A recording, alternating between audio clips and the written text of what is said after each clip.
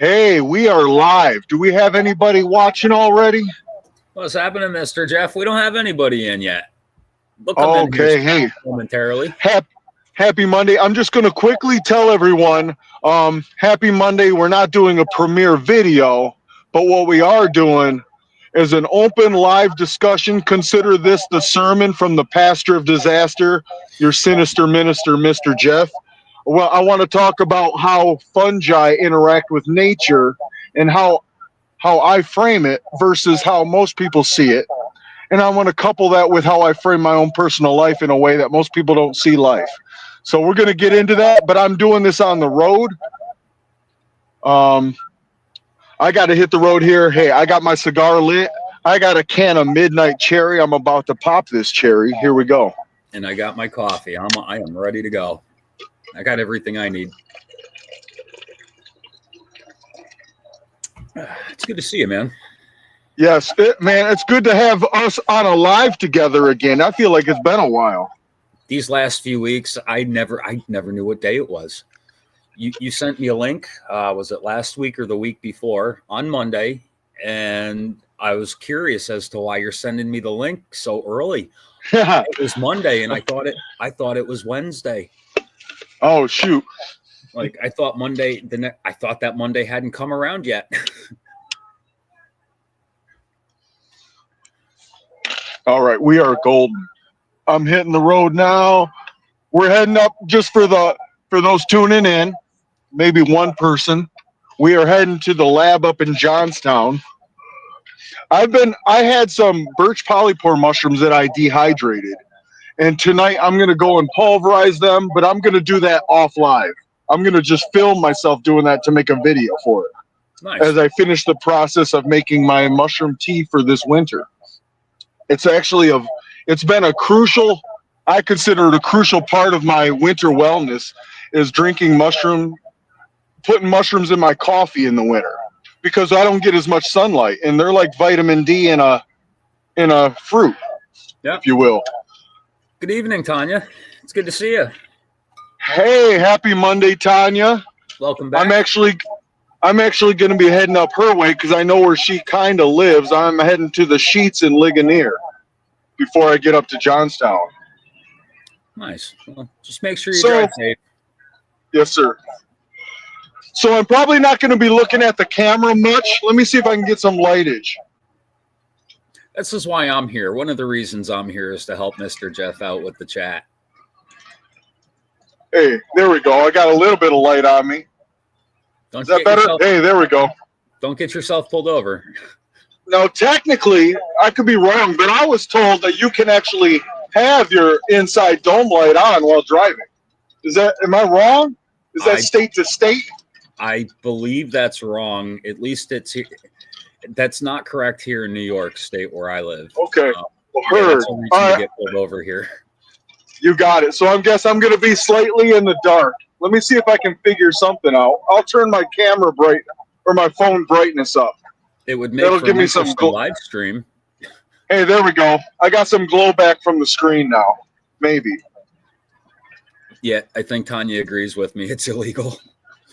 Okay, heard. So, let's see if I can get into this.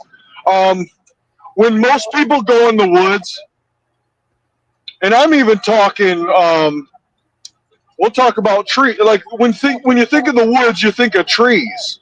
Hence why we call it woods, right? Sure. When you're going in, it's about the trees primarily, but I don't see the woods that way. Most people go in the woods and they think of the trees, and if they see a stump, they think somebody chopped a tree down or this tree died, got a disease, whatever it might be the case. But they generally view it as the tree is the primary organism of the woods. And if there's a fallen tree or a wounded tree or an infected tree, that somehow is like a bad thing. Or it's like that's harmful to the tree. It's a pathogen. Like when I think of fungi, we think of tree pathogens. Mm-hmm. But I don't frame it that way. I look at it in this broader, more of a, taking a step back and looking at it from abroad, a meta view, where I see nature as a whole collective. And one tree in the woods does not make or break that ecosystem. As a matter of fact, just like the cells in our body go through a process of aging, and therefore they don't function as good as a cell gets older. They call it senescence, right? If I'm not mistaken. But Okay. I think as trees get older, they lose a lot of their processes and their ability to be part of the greater system of the ecosystem, the forest. And the forest knows that, and it'll snuff out an individual tree here or there to make room for younger growth. Maybe it needs sunlight to impact the forest floor, and this old tree is in the way. So it calls in reinforcements. Right. That tree root is in a network with mycelium and other bacteria and other tree roots and other plants. There's a communication going on underground. Not to mention, there's a communication going on above ground where trees and other plants are giving off chemo signaling compounds like terpenes. Trees give off pinene and other terpenes, and I think that might be a form of communication as well. Because a lot of these terpenes are signaling molecules in plants. I would say also the animals in the forest as well. Yeah, not to leave them out, but just like we think of like the herbivores and carnivores, you got to have them. You got to have the death of some animals to give life to other animals, right? So we don't necessarily view the death of a rabbit to be a bad thing in the whole scope of the ecosystem. The fox needs to eat too. Right. And that's how I'm saying, when I say I frame things differently than most, I go in the woods, and instead of viewing that tree as having a form of rot, I particularly view it as a mushroom as having its home and hearth. I guess what was it? There's an old saying, and I'm gonna botch it, but you probably have heard it. But what's bad for the fly is good for the spider. What's good for the spider is bad for the fly. I might be saying it wrong. I think I But heard it really, what's good for the goose is good for the gander. Something along those lines. Is that what you're getting at? no, not particularly that one. Okay. Well, I'm kind of getting into more Taoist philosophy. How what's good is bad is good. We can't necessarily put a thumb on something being good or bad in its moment, in its space time, because everything is in flux, and the greater systems dictate how individual systems play out. The individual system of the tree and its own health is part of a greater system of that whole forest. Right. And the insects that feed off that tree, the birds that live in the tree, the fungi that'll ultimately snuff that tree out, per se, or for example. So taking this idea of framing, I go in the woods and I get excited when maybe an arborist gets discouraged. The arborist says, "Oh no, these trees are dying out."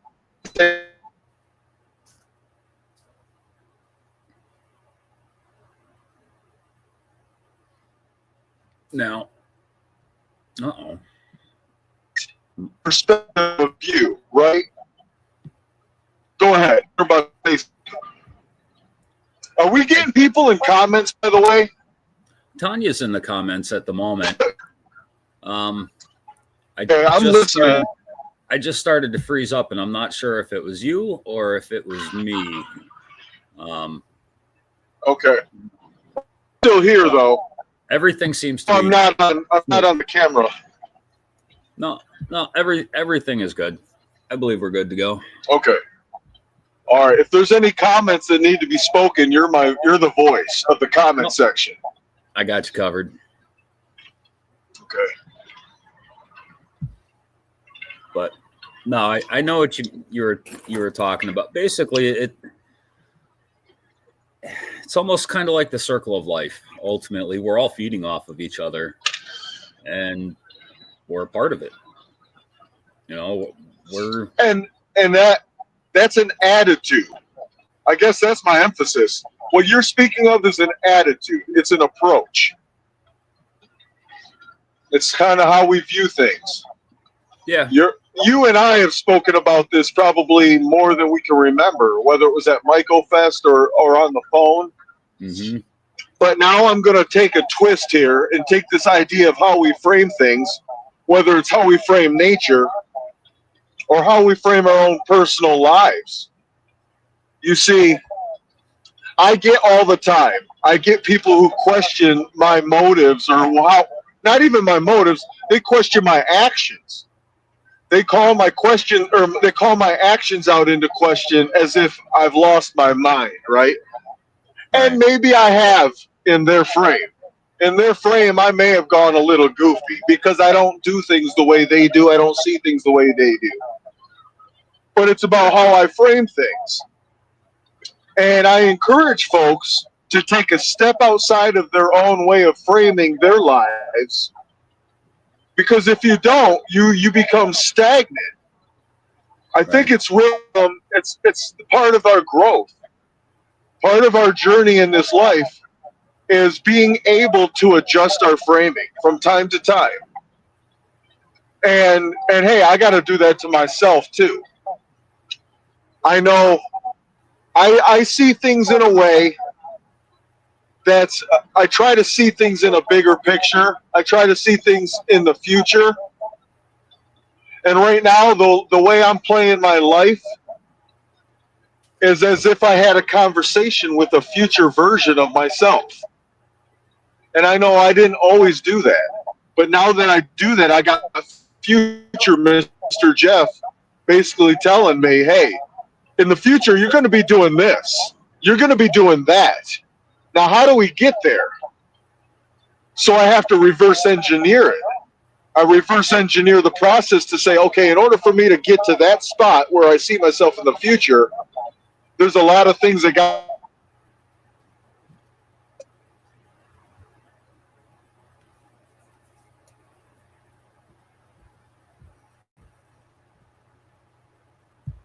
I think I hit.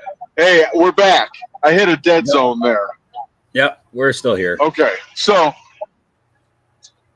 here's one. I know that a lot of people wonder, man, what do you eat? What's your idea about food? And even though I do eat bad food from time to time, I framed my the way I view food and nutrition. I view it from an engineering aspect. That sounds crazy, but I see our bodies as kind of like these machines, very advanced machines that involve mechanical, chemical, and electrical processes that we don't even understand. That Yet sounds about the right. yet the body itself is able to self-sustain. It can self-repair. It can do all these things by itself automatically that we don't have the ability to do with human invented machines. Right. But the human machine itself is not only able to it self assembles. You know, once you start off, it does all the process of building your body. It builds itself and it heals itself, repairs itself. It adapts to conditions of its environment, and it does so through a process of. Now, there's a dichotomy here, but it's able to do all these things through both efficiencies and redundancies. So, in the efficiency processes, it blows me away that life on Earth and our own bodies are able to do things that even in our supposed intelligence, we haven't figured out how to do with our own machinery and optimally get such great efficiencies. Efficiencies, and here's an example: a molecule like a polyphenol in a plant, it might be involved in more than one process, the same chemical, because the plant has an efficiency where it's able to do multiple things off the same compound. It might be not a neurotransmitter in a plant, but it might be a signaling molecule for one process, and yet it's recycled and used over here as a hormone Hmm. or some other process. I'll give a better example, might be in the human body. My exploration of these of molecules like lignin, and then furthermore into the molecules that give plants and fungi color, led Okay. me to discovering melanin, right? And how Right. melanin works in the human body. Melanin in the human body is used in a multitude of processes, not just UV in the sun on our skin. We have melanin inside our brains. So it's being used in ways that's beyond what we know. So in that case, you have an efficiency of a chemical. A chemical, we don't have to have individual chemicals for every single process. We've got chemicals that can be used left, that can be used right, that can be used up and down in all these different fashions. We don't understand why, but it's a beautiful thing to see that our body is efficient in its resources. Right. But on the counter, now I hope I'm not losing you here because I know I'm nerding out. No, I'm still with you. Gotcha.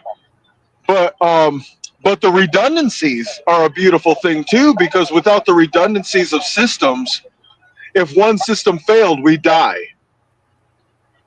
I was about to say, Imagine, if one system failed, imagine the whole thing would just shut right down. exactly. So you've got layers upon layers of systems. So if one fails, other ones pick up the slack and keep the whole thing going.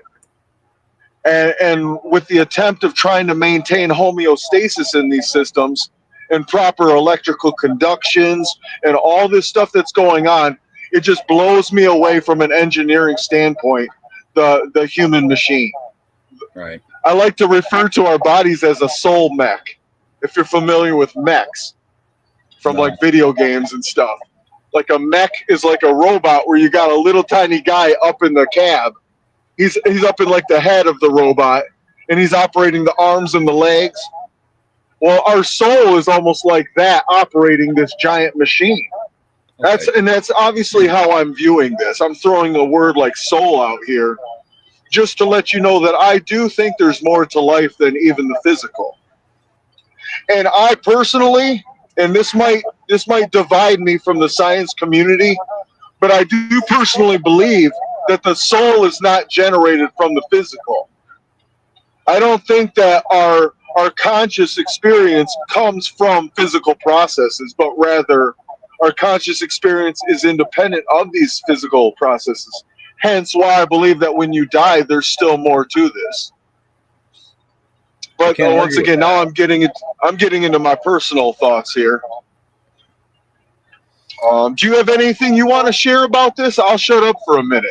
And I I know was I'm going to lose signal here in a bit. When I get to the sheets, it's a dead zone. all right. So I might have to go on to Wi-Fi and see if we can keep it going. All right.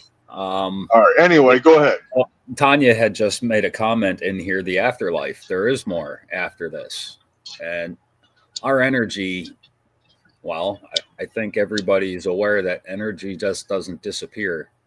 It, you can't destroy energy. So when our body quits, I'm a firm believer there is our energy, whether it's our consciousness or not, it will absolutely continue on.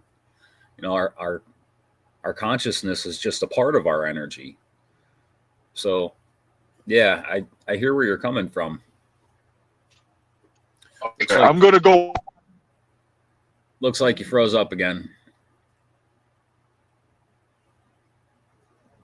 If Mr. Jeff, if we do lose him altogether, I'm going to try to have a backup here to pull up if I'm capable.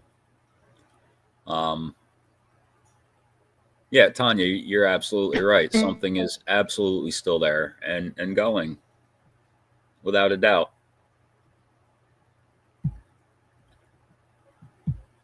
Looks like we may have lost Mr. Jeff, but we're still going to hang out for here for a little bit, and I'm going to make an attempt. Oh, he's gone. That's okay. Um, I'm going to try to pull up uh, another video here.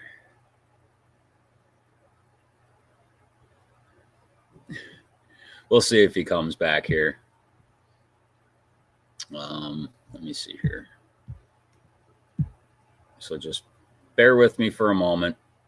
I wasn't Oh, I exactly. got my guy Oh, back in, there we go. Welcome back. right? Yep. Oh, he's in. Shroom Day, you still there? Yep. I'm still here. Can you see me all right? Hey, we're back. Yes. Okay, hey, I had to connect to the Sheets Wi-Fi. I figured I'm just going to shut the truck off and finish my live here, and then I'll just take off on the road and finish my trip the rest of the way. I'm about 25, 30 minutes away still from Johnstown. Okay. But I'd rather be on camera with the light shining on me anyway. Be a little more personable with y'all. Anyway, can we pick up where you were talking still? Because you were saying stuff and it was cutting out, and I wanted to hear what you had to say. Well, no, I was just I basically apologize saying for that, missing it. like our energy basically just doesn't dissipate when our body decides to quit. It's our energy's got to go somewhere, whether it's our consciousness or what it is. I don't know, but yeah, there's something put us here. Something's going to take us away from here, and there's going to be more beyond this. Some people. I'm not. I've never been an extremely religious person, but whether it's a heaven or hell, or some sort of reincarnation, or something just beyond fathoming, just something beyond our recognition, who knows ultimately what's going to Now, happen. hey, since we're getting into a little bit of the beyond the sciences, I'll share this. I don't care. Um, I think it's empowering to share some of these beliefs because there might be others who are entertaining the idea, but they're not sure. And if I can encourage somebody to challenge their beliefs because they see me doing it, great. I don't mean challenging their own personal beliefs, but challenging maybe um, like structured beliefs, societal or religious beliefs, and maybe they want to see if there's more to this than what they've been told. Anyway, what was I going to say here? I have a feeling a lot of people in Like, the I think mycology you know community. that I come from a. I was just saying, I have a feeling that a lot of people in the mycology community probably know exactly what you're talking about. Yeah, okay. So there you go. You kind of got me back on track. Tanya is saying So she's all about the afterlife and ghosts, and so she knows there's something beyond this. I don't think it's afterlife necessarily. Like it, the afterlife is not present until you die. I think the afterlife has been present the whole time. It's around us. We're swimming in it, right? That's what that's what I was going to say. And I don't know who else holds such weird beliefs, but I'm thinking that um, we are in greater dimensions than we are aware of in our physical state. Our physical state takes up what we call 3D, three dimensions, right? But I think there's dimensions beyond this that we don't perceive or pick up because the physical body doesn't have the sensors for it. But that's not to say that we can't detect it through other means, say meditation Right. or other experiences that may give a little insight into something beyond this reality. You don't necessarily have to die to experience it, but when you die, you will experience it. And if you experience it before you physically die, we refer to that as kind of like some people have near death experiences or out of body experiences. I think that plays into this idea that instead of referring to it as an afterlife, maybe we call it as a beyond life because it's beyond us now, but it's beyond when we die too. That's just my way of looking at it at the moment. Our views change, and maybe in 10 years from now, I see it differently again. But I needed to get some of these things off my chest tonight. So I'm glad you came to join me because I am interested to see where you're at in 10 years as far as how you might think differently. What kind of experiences are you going to have in order to change what's going on in your maybe head? not. Right. Maybe I don't necessarily change, like go in a different direction, but it expands. Like I formulate better ideas about what I believe by then. So I can Okay. articulate it better. I don't know. But you know what though? I spent most of my life believing a certain way, never thinking I would change. And then I did. And that was shocking enough. But now that I have kind of the understanding that I have now, it's hard for me to see myself not believing what I believe now. Right. So even though I became more open minded, there's still a part of me that says, yeah, I feel like I got it dialed in finally because of experiences I've had. But once again, what is an experience? It's only mine, it's not yours. And therefore, I can't put that on you and say, yeah, you're wrong. You need to believe what I believe because you haven't had my experiences. I haven't had yours. I guess that's how I see it. Well, it's taken me over 40 years to get where I'm at now as far as how I think and what I believe. And I've had single experiences to change how I think. So you never know what's going to happen tomorrow. So I think if something were to change my mind tomorrow, I can only imagine how intense it would be. Like, Hey, can we, I'll start first. And if you'd like to, you're welcome to as well. But I do want to say that the moments that I've had, the couple experiences I've had that really changed the way I see life and beyond were so astonishing. Like like I mhm. can't it's like you can't unsee it. You know how the kids say you can't unsee that? I Yep, can't unexperience those things. They altered me for the rest of going forward. same They here. were profound and astonishing. Those are the words. Yep. Profound and astonishing. So These nature has a certain way of hitting you with some serious doses of reality, I think. Whether it's reality on this plane or reality in another dimension, I don't know. But nature has an amazing way of showing you what you need to see. I don't know whether it's right or wrong, but I know nature has shown me a thing or two um, more than once. maybe you've heard of it, but I read a book. It was years ago called Flat. It was either called Flatland or Flatlander, something to that effect. Does that ring a bell to you? I'm not sure. I And don't think so. it has nothing to do with flat Earth. Okay, but it was a story about like these beings that live on a two-dimensional plane called Flatland. It's not three-dimensional. Everything's flat. Um, so they don't even understand or know about the third dimension the way we do. And when they are like this one character in the story in the Flatland experiences a third dimensional being entering his two-dimensional reality, and it was astonishing to say the least. And in the dialogue between the third dimensional being and the two-dimensional guy, the Hmm. Flatlander, the third dimensional being eventually takes the guy off his two-dimensional plane and shows him the three dimensions and blows his mind. And he goes back and tells everybody in the two-dimensional flatland about it, and they think he's crazy. It's a great read. I would encourage folks to check out the book.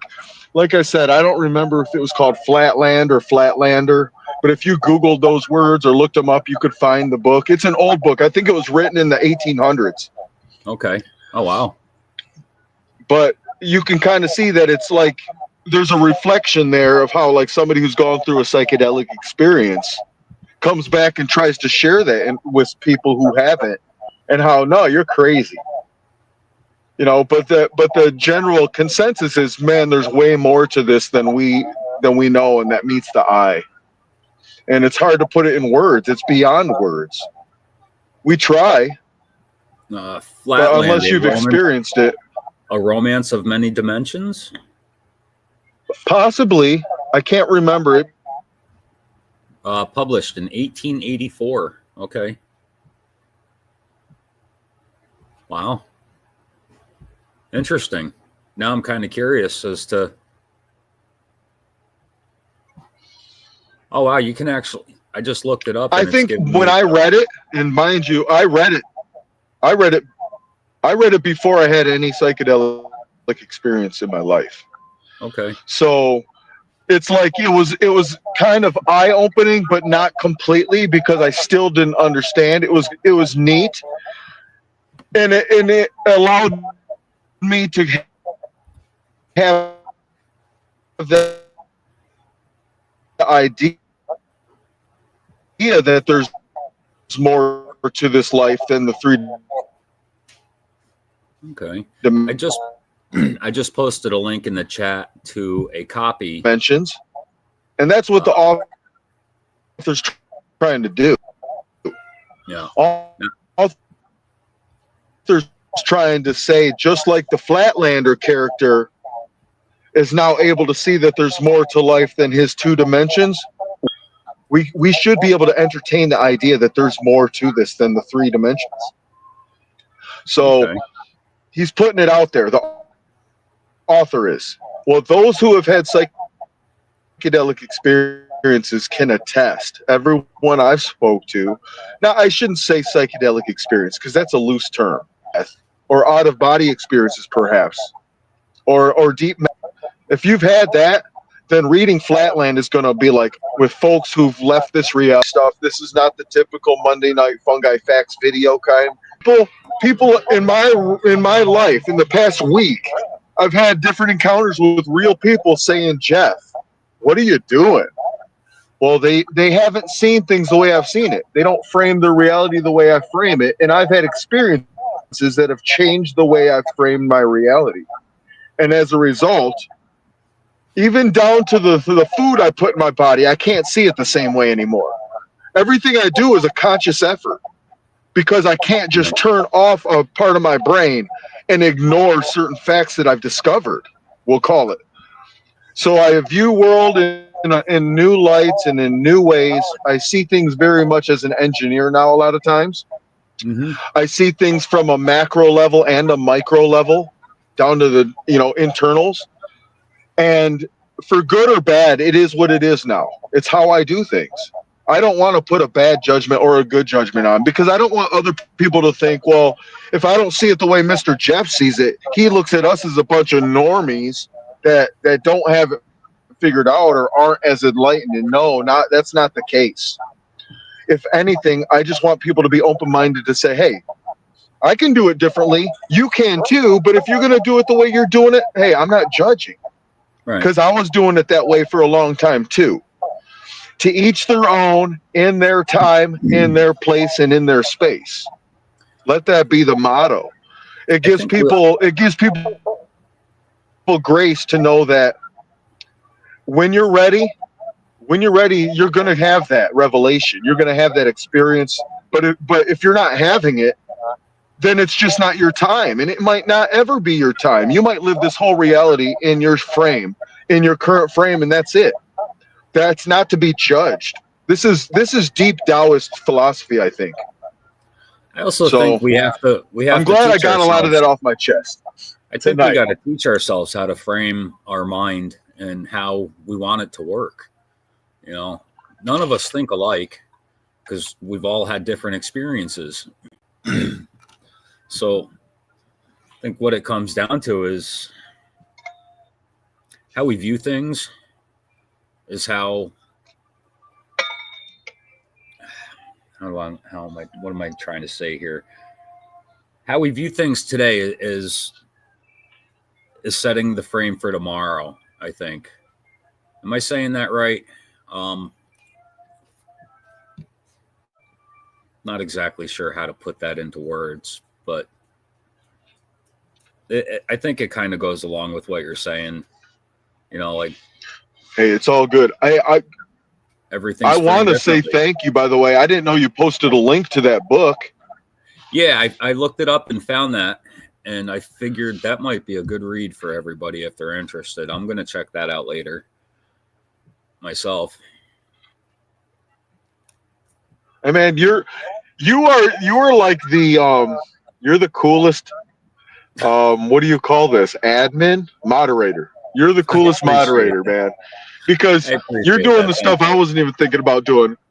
And what that's doing, if somebody goes back and watches this live feed in their own time, now they've got actual stuff they can follow along with in the conversation. So I appreciate you. That Not a didn't even problem. cross my mind. But I'm glad I'm like I said, I want to inspire people. I want to encourage people who maybe they're currently going through stuff. Maybe they're not sure what to believe. Maybe they've had an experience and don't know what to make of it. Well, we got to work through these things. Hmm. I didn't get to where I'm at even in my ideas now overnight. This has been years in the making. And I'm saying that to encourage folks that if you're struggling with what you believe, you're just not sure what the heck's going on with this reality. We are in some trying times. Life is hard right now for a lot of folks. But maybe it's possible for them to see through some of this and see through the garbage that's in their life and know that there is hope if they can Yep. frame it in a different way. Yeah, some might call this delusion. I'm sure a lot of people are saying you're delusional, Jeff. You got to look at what's in front of you. You know what? If I looked at a lot of the stuff that's in front of me personally, I'd be paralyzed with anxiety and depression with a lot of the things in my own personal life. So some of this is about reframing things so I can actually function and ultimately allow these maneuvers to get me in a spot where I can work through some of those things that I just mentioned.